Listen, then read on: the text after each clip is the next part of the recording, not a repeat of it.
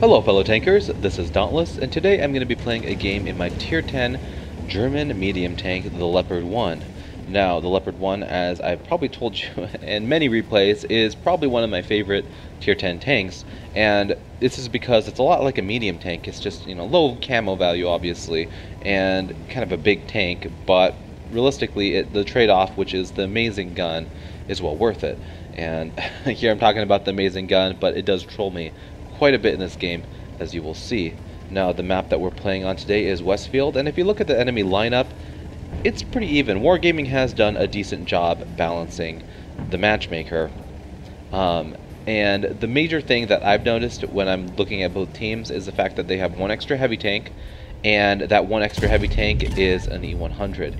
Now, typically this is not a huge deal, but in a map like this, where having one extra heavy tank like that can make a big difference, especially when there's no artillery to keep them kind of in check and keep them from pushing too aggressively. I have a gut feeling that the North is going to get completely steamrolled, and you can kind of look at that now, how they're kind of spread out wide down here. Their heavy tanks are just being really aggressive, and our guys are kind of clumped up in this corner. And this is a bad sign typically when you see it. Now our 57 heavy and our E5 are kind of engaging, but those guys have all been lit up north, and they are all pushing very aggressively. Now, unfortunately, the Leopard, there's not a lot I could do. I could push up there and kind of play where the E5 is playing on that ridge, but with the little bit of armor I have, trying to face like E100s and E5s straight on, it's just kind of asking for trouble, because realistically you're going to be trading 1 for 1. If you're able to penetrate, you're going to have to shoot gold to penetrate the turret of those vehicles, and it's just really not worth the trade-off. And so we do have some shots going down over on this side, and I want to try to help these guys win the south as quickly as possible, because the second the north falls, we're going to have to move to the south and take it, because we will be completely scissored if we don't. Now, already this gun has trolled me. I've completely missed the Patton once and bounced it once. And yes, the Patton has received a nice buff on the turret armor, but I feel like if that shot had been more centered, it would have gone through instead of hitting the side of its turret and bouncing off. Now, we've already lost 5 vehicles, and those 5 vehicles have been in the north, and that is a big shift in power. They still have all 9 of their heavy tanks, and we are down to 5. Now, when a shift happens like that, it can just be like a tidal wave. And how many of you have been in this situation where you're like, I'm going to lose? What can I possibly do to win this match? There's an E5 that's pushing very aggressively down the city, and I need to get out of harm's way because I really don't want to get hit by him. I kind of make a little error there, and I don't get out of harm's way quick enough. But now that he fires at me, I'm just going to put one right back into him, and I'm going to duck down. Now things are looking pretty grim. They have a lot of heavy tanks that are pushing down this slope, and our guys are just kind of dying left and right. We are completely outnumbered in the north, but in these situations, it's okay to just fall back and get into a safer position and actually get some damage, because they're not going to be paying attention to you, and you're going to be able to get some nice easy side shots like this and at least take them out. Alright, so again, I want to stress this. How many of you guys have been in this situation, and what would you guys have done differently? Because this is kind of a, this looks like a pretty bad scenario. They have like, what, about 10 tanks left? I guess they have like 9, and we have 5. So we're almost down 1v2 ratio, and they have all heavy tanks left except for 2, and we are down to only our medium tanks. Now, this is a bigger map, and there is opportunity to take advantage of distance and accuracy, all the things that a medium tank does well, but they have twice as many vehicles, and if they're able to get around us, that's not going to make much of a difference. And so I am in a situation here where I am kind of exposed. I realize that that Groundwagen is looking right at me. I should have reacted quicker. The second I saw him up there, I should have just ducked down. I end up taking unnecessary damage, but fortunately he rolls very low at 302, and I'm able to get out of that situation without taking too much damage. Now, this is where the Leopard shines. I'm able to get my distance as quickly as possible, because again, if I'm caught out in the open with those tanks like the E100s, the Jag Tiger E100, the T57 Heavy, any of those, if I'm out in the open with my pants down, they're just going to completely destroy me. And so I need to get behind some of these bushes and keep my distance. Now, it's really important to pay attention to the mini-map in these situations, especially that white circle, because that's going to tell you the maximum render distance or spotting distance that the enemies have. And so as long as I stay out of that for the most part, or at least keep the enemies that have that are within that view range behind, or keep a bush between me and them, I should be okay. Now this is where my gun starts to troll me. I have heat loaded because at this distance I want to make sure that it goes through, but broadside shot on the E100 and it does not go through, so I have no idea where I hit him there. I go for a cheek shot right here with my heat shell. He turns his turret, but doesn't matter, I miss him completely anyway. And I just want to give a shout out to our STB1 Swiss, who was down there on his own brawling it out. Honestly, without him down there, we definitely would not have won this. He was down there like a champ, keeping them lit for us, and really it helped having him down there. Okay, so at this point I have a great sniping gun. We have the STB spotting. We have two tanks down on our base. The Kranvagn and the E5 are unaccounted for. I'm thinking if those guys are halfway decent players, they're probably going to try to swing around behind us. The E50 has never even been lit, so we know that he's going to be full life. And there he is. He gets spotted right in the center of the map.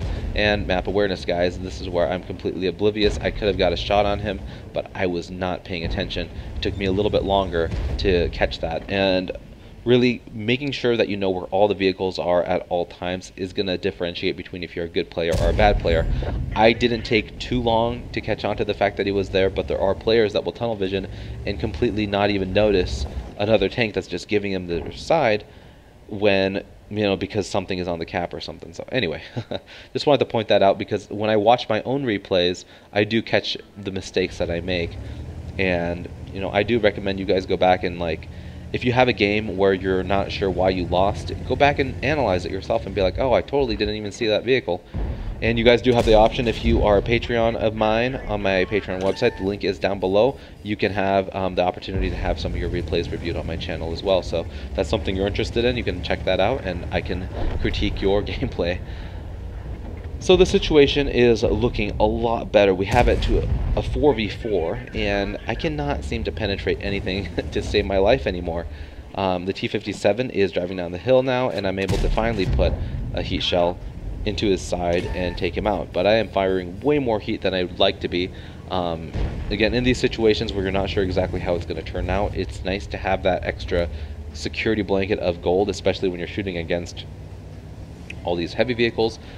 Realistically, I believe I had it loaded here because I wanted to kill that IS-4, and the odds of me penetrating an IS-4 frontally with APCR is pretty slim.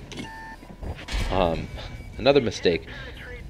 I guess I'm getting rusty or something, guys, but that Kranvagn, when he was looking at me, I knew he was there. I shouldn't have bothered to look for his silhouette, but I ended up taking another shot by him. It was a stupid choice, and I paid because of it. And also the IS-4 decides to put one in me, and now I am down to a one shot.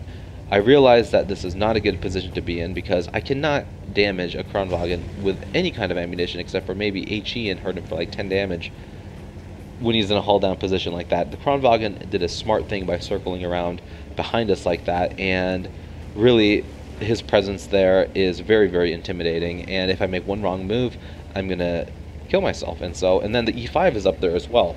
So being a medium tank and having a good camo crew, even though the camo on this vehicle isn't the greatest, is to get distance and to use flanks, whether we go and cap and try to draw them back out again for our E50M to get shots as they push down and try to spot me, or me myself get behind them and try to distract them so our M48 Patton and our 121 can get a hold of them. Really, we need to find opportunities and take advantage of them. Now this E5 makes a bad life decision and decides to push out into the open, and he is going to pay dearly for that one. So I'm able to put nice 2 clean shots, and when the Leopard 1's gun works, it works very well, and it's very, very satisfying to get those quick shots in without worrying too much about aiming. But now we have the E5 down to a one-shot, and I think the E5 thinks that he's completely safe here, and, you know, for the most part, he would be right. This gun, you know, at that distance of 400 meters and 0.3 accuracy, it's not going to be, you know, awesome. 400 meters times 0.3 meters is going to be, what, 1.2 meters? Meaning that, you know, I don't know how big the cupola on the E5 is. I'm assuming it's probably about 3 feet. And so I have like a 1 in 4 chance of hitting that thing. And guess what? I did fire 4 shots at it, and I was able to connect the last one. So those are some odds right there, right? Or statistics, or whatever you want to call it. But now we have the situation down to a 1v3. The tides have turned in our favor, but unfortunately we are all down to 1 shots. He has good armor, and he also has an autoloader. I decide that it might be in our best interest to try to cap the base. But then our M48 patent, well, when the M48 patent died, I realized that I had to try to do something different and distract him, and I decided to go for the cap. But our E5 is pushing in aggressive, and I decide, you know what, if I sit on this cap, he's just going to come YOLOing down, he's going to spot me, and then I'm going to die, and it's going to throw the game. And I feel confident enough in this scenario where I'm pretty sure I can take him out if we can draw him out. We still have 5 minutes left on the game, and if push comes to shove, I can always turn around and go cap, but I don't want to do that if I don't have to. Now, if you're reading what the people are saying, everyone's trying to tell us how to play.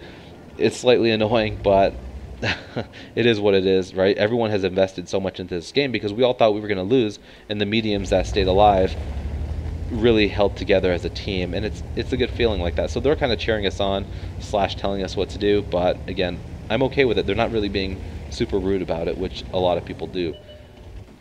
So anyway, the Kranvagn is still there. I'm guaranteeing you that he is reloaded, and he is going to try to take us out. He only has to contact 1 on each of us, and we will be just completely out of luck. The E50M goes around, puts a great shot into him, and now the Kranvagn pushes around the corner. He is down to a 1 shot if I roll high, but realistically, when does that ever happen, right? So he comes around the corner, I put a completely average roll into him and leave him at 8 HP. He fires at me and misses once, and then he tries to fire again, and I believe right here, he accidentally shoots into the brush, or into the side of the hill. Now he had 1 more left, and he used that to take out the E50M, and now I know he is on his reload. So now this is the opportunity to push in. I have an HE shell loaded because I want to just guarantee that no matter where I hit him, it's going to splash him and kill him to death. So this is the moment of glory, if you will. Everyone's telling me, like, what's going to happen, go cap. Whatever, you know, guys, this guy has a reload. I'm going to just auto aim, pop around the corner, and easy kill. And we were able to win this game. That was a long replay. I hope you guys enjoyed watching it. Some areas were a little bit boring, but some were more exciting. I really want to show you guys this replay because this is how I like to play my Leopard. It's not really a light tank. You can't do too much spotting with it, but you can relocate and you can take advantage of that gun. Notice how I was constantly keeping about 440 meters, which is that white circle that you see, the maximum view range that I have between me and my opponent, meaning I would barely be able to spot them, back off, and then still fire at them without getting lit myself. I made some stupid choices with my HP, and I wasn't always able to conserve it the best I could, but when it came down to it, I'm still the last one alive with 330 HP, and we won the game. 3 kills, 5,400 damage with 1,100 assist. That's a pretty good, decent game if you ask me. So anyway, I'm happy with those results. Hopefully you guys found this entertaining to watch. If you like this replay, I would really appreciate it if you give it a like down below, and if you haven't already, subscribe to my channel for more content like this in the future. As always, guys, thanks for watching, and I'll catch you guys later.